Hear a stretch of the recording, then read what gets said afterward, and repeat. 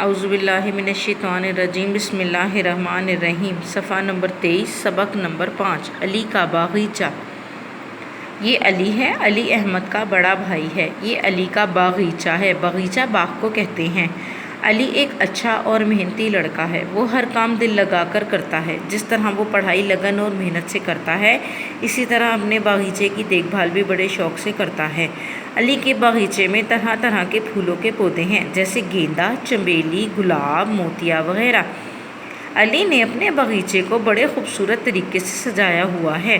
وہ اس کو وقت پر پانی دیتا ہے، ضرورت پڑنے پر پودوں کی تراش خراش بھی کرتا ہے۔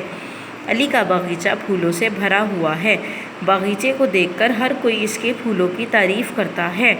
بچوں، اب آپ نے میرے ساتھ پڑھنا ہے۔ یہ علی ہے، علی احمد کا بڑا بھائی ہے۔ یہ علی کا باغیچہ ہے۔ علی ایک اچھا اور محنتی لڑکا ہے۔ وہ ہر کام دل لگا کر کرتا ہے۔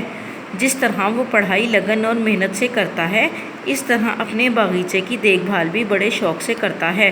علی کے باغیچے میں طرح طرح کے پھولوں کے پودے ہیں، جیسے گیندا، چنبیلی، گلاب، موتیا وغیرہ۔ علی نے اپنے باغیچے کو بڑے خوبصورت طریقے سے سجایا ہوا ہے۔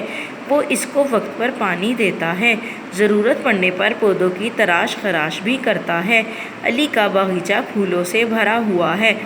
باغیچے کو دیکھ کر ہر کوئی اس کے پھولوں کی تعریف کرتا ہے۔